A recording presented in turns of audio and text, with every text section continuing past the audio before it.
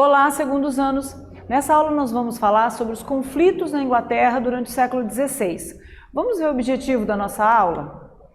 Identificar e compreender as principais características dos conflitos da Inglaterra no século XVI. Tá? Então veja, você já ouviu falar em Henrique VIII? O rei se tornou bastante conhecido por ter rompido com o Papa Clemente VII em 1534 e pelos seus 6 casamentos.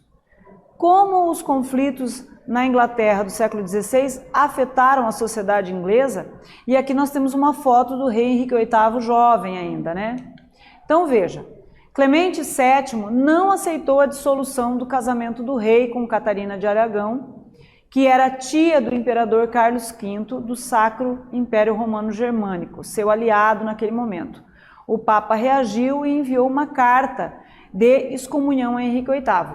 Então veja que os problemas começam a partir do momento que Henrique VIII resolve romper com a igreja. Tá? E eu acho importante colocar aqui 2 situações. Primeiro, ele rompe, claro, por um interesse pessoal, mas ele também o faz porque já estava acontecendo a reforma protestante. Martinho Lutero já tinha feito a reforma na Alemanha, João Calvino já estava, espalhando suas ideias, enfim, pela Suíça e pela França, e aí então ele entende que é possível fazer isso naquele momento, tá bom? Então veja aqui, ó. Henrique VIII era casado com Catarina de Aragão, filha dos reis da Espanha, e teve apenas uma filha, Mary. E ele, na verdade, buscava ter um herdeiro, um varão, um menino, né? E ele queria então se casar com a amante Ana Bolena, que era uma dama da corte. E para isso ele pede então a anulação do casamento dele, o que não é aceito pelo Papa. Veja, o rei inglês desejava separar-se da rainha e casar-se com Ana Bolena, uma dama da corte, e assim ter um filho varão que seria herdeiro do trono. Para isso enviou o pedido da anulação que não foi aceita. Uma coisa que é importante a gente observar assim, mas por que ele precisava se separar? Porque, obviamente, para suceder ele no trono, tinha que ser um filho legítimo. Não poderia ser o filho da amante. Naquela época não havia esse reconhecimento da paternidade dessa forma. Só era reconhecido se fosse um filho dentro do casamento. Por isso a importância de anular o casamento e conseguir se casar de forma legítima com Ana Bolena. Tá? Então veja, com o apoio do parlamento, o rei rompeu com o Papa, criando uma igreja nacional na Inglaterra, a Igreja Anglicana, da qual ele se tornou o chefe. Anulou o casamento com Catarina e casou-se com Ana Bolena, e com ela teve uma filha, que foi Elizabeth. Ou seja, o plano dele não deu certo, porque nasceu novamente uma menina e não um menino. Mas ele vai encontrar uma outra forma de resolver isso. Vamos ver? Veja, vamos para a nossa primeira atividade. No contexto das reformas religiosas, houve o rompimento do Henrique VIII com a Igreja Católica. Como se deu esse rompimento da Igreja Católica na Inglaterra? Então vocês vão copiar a questão no caderno de vocês, vão lembrar do que nós falamos, vão responder e nós voltamos com a correção.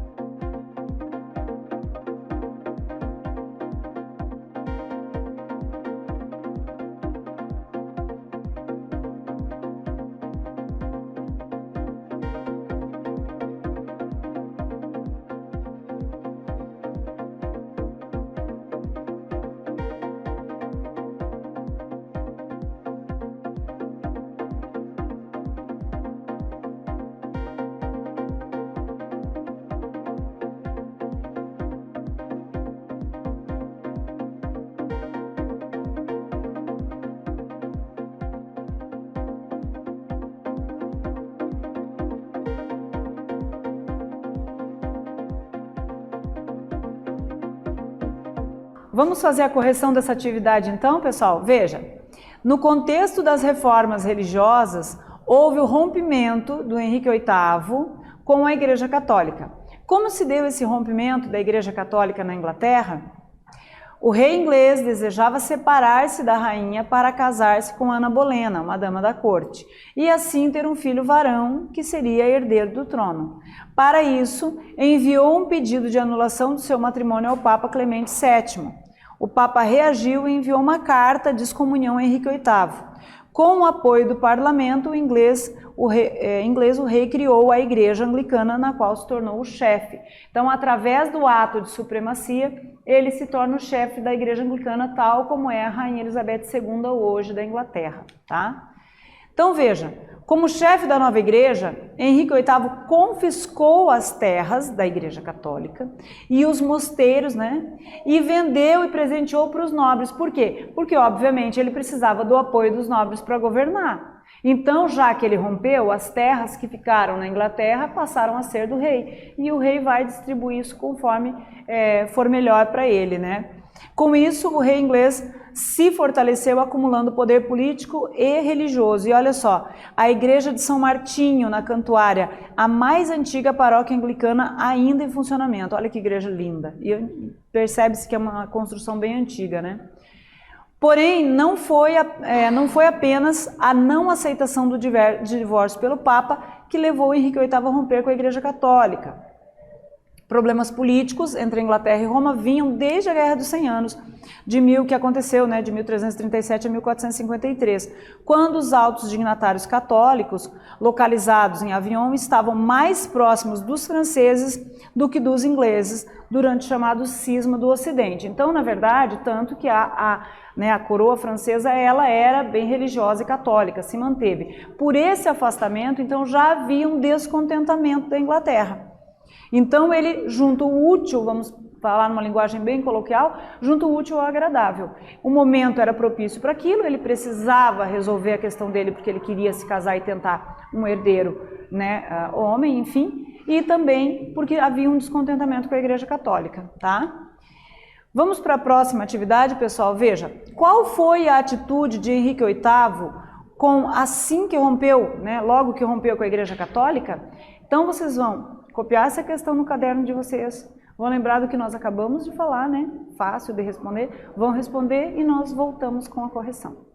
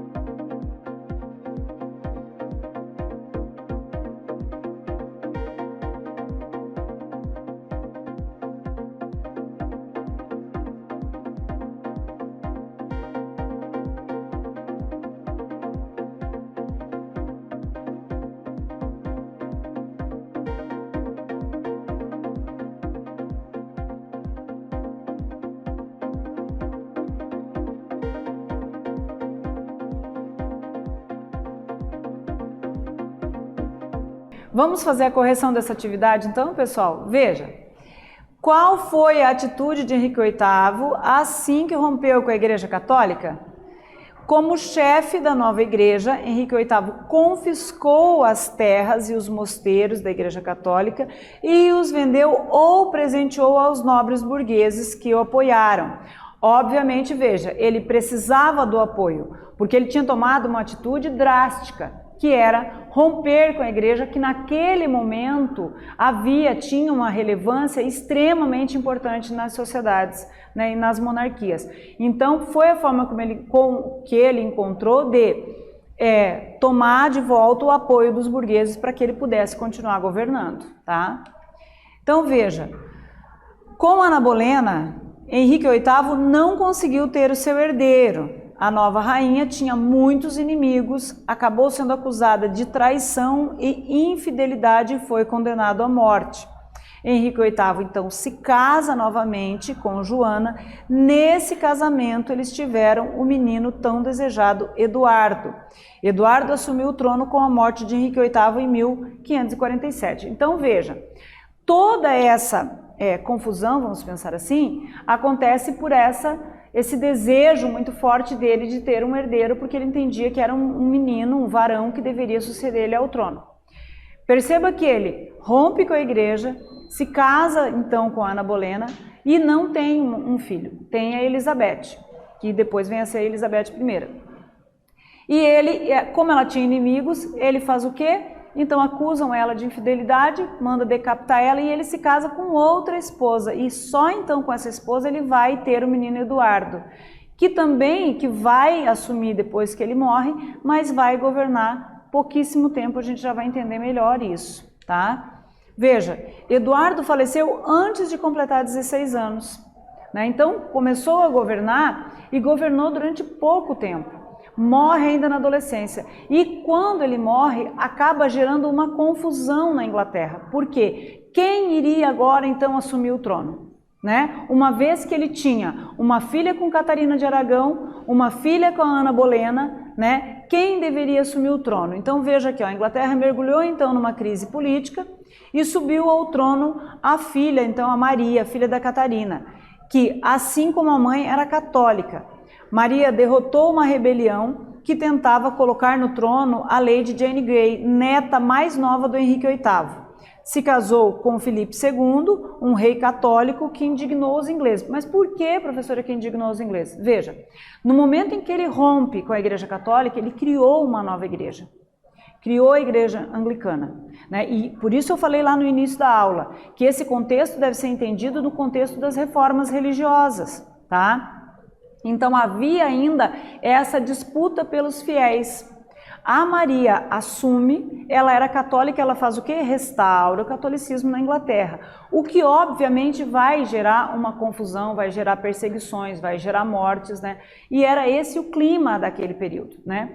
Então ela ganha, assume, consegue disputar ali com a neta dele, mas vai descontentar os ingleses por conta dessa retomada e dessa mudança na religião, tá? Então veja, o casamento com o rei espanhol não deixou herdeiros. Maria restaurou o catolicismo na Inglaterra e mandou perseguir anglicanos e puritanos, ficando conhecida então como Maria a Sanguinária, Bloody Mary, né? O reinado de Maria foi curto, durou apenas 5 anos. Faleceu em 1558 e assumiu o poder então Elizabeth I, sua meia-irmã. Ela também governa muito pouco tempo, né? Acaba tendo uma doença, vem a falecer, e quem vai assumir então vai ser Elizabeth I, filha da Ana Bolena. Percebam que os filhos, ele teve um filho com cada esposo, eles vão assumir, mas quem vai governar mais tempo, então aqui vai ser a Elizabeth I, que vai governar de 1558 até 1603, tá? Veja, ela governou a Inglaterra por 45 anos, a Elizabeth I, né? Consolidou o absolutismo inglês, o anglicanismo, ela organiza a igreja anglicana, que era o desejo do pai Henrique VIII, então ela consegue fazer isso, reforçou a coroa e ordenou o início da expansão marítima. Ficou conhecida como a Rainha Virgem porque também não se casou e não teve herdeiros, tá? Viveu ali, ó, de 1533 até 1613, viveu bastante para aquele período histórico, né? Então veja, em seu reinado foi fundada a primeira colônia com ingleses na América do Norte, que recebeu o nome de Virgínia, em homenagem à rainha. Elizabeth adotou uma política mercantilista e, associando-se a corsários, contribuiu para tornar a Inglaterra uma potência econômica e naval. Com a sua morte, em 602, o trono inglês então foi ocupado por seu primo Jaime I, rei da Escócia. E ali vai começar as revoluções inglesas. Só quero pontuar uma coisa. Ela organiza a sua frota naval, os corsários, permite que haja pirataria, né? E também dessa forma ajuda a enriquecer. Por que ela vai consolidar o absolutismo? Nós temos que lembrar que na Inglaterra, desde 1215, havia sido criada a Magna Carta, que era a Constituição da Inglaterra, onde limitava o poder do rei. Ele não poderia criar uma lei sem que passasse pelo parlamento. E ela, em muitos momentos, ela passa por cima do parlamento. Mas por que não houve reclamação como houve lá atrás com João Sem Terra, quando criaram a Magna Carta, né, em 1215? Porque o que ela fez agradava à burguesia.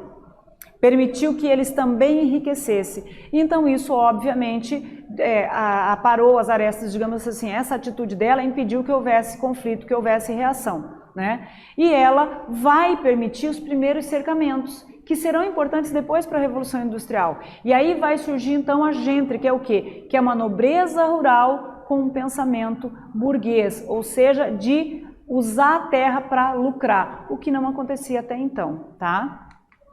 Então vamos para a nossa última atividade da aula. Elizabeth, primeira conhecida como Rainha Virgem, foi a herdeira do Henrique VIII, que governou mais tempo.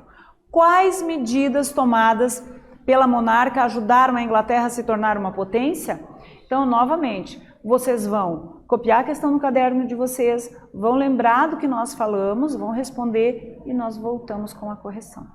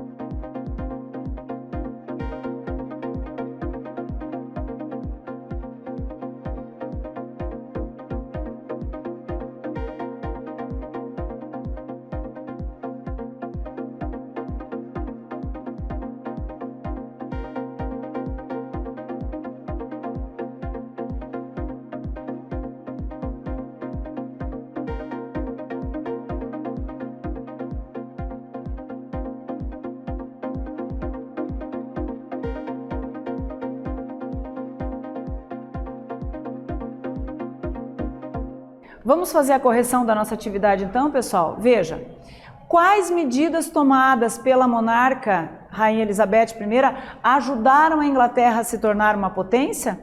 Elizabeth adotou uma política mercantilista e, associando-se a corsários, contribuiu para tornar a Inglaterra uma potência econômica e naval, né? Então veja, nessa aula nós estudamos principalmente os conflitos que houveram na Inglaterra no século XVI por conta do fato de o Henrique VIII querer buscar, né, um casamento onde lhe desse um herdeiro varão para suceder ele ao trono. Então ele rompe com a igreja, pede anulação do casamento com a Catarina de Aragão, o Papa não aceita, ele rompe com a igreja, cria a igreja anglicana, onde ele é o chefe dessa igreja, ele é o líder máximo dessa igreja, casa com Ana Bolena, tem a Elizabeth, que vai ser Elizabeth I, ela acaba sendo acusada de infidelidade, manda decapitá-la, casa com outra esposa, Joana, onde tem um menino.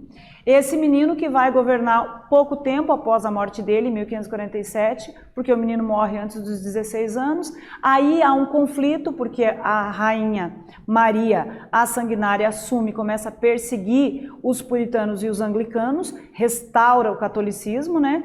Inclusive nesse momento aí já começa as primeiras pessoas que vão vir, então, né, para a América, né? Vão começar a buscar uma outra saída, e após a morte dela, que governa por 5 anos, a Elizabeth I vai assumir e vai governar de 1558 até 1603, onde então realmente vem a primeira leva para a América e criam ali a colônia, criam na Virgínia, né? Em homenagem a ela, ok? E aí ela consegue organizar, e após a morte dela vai começar então as revoluções inglesas, né? Com Jaime I e Carlos I, enfim. Tudo bem? Espero que vocês tenham gostado e até a próxima.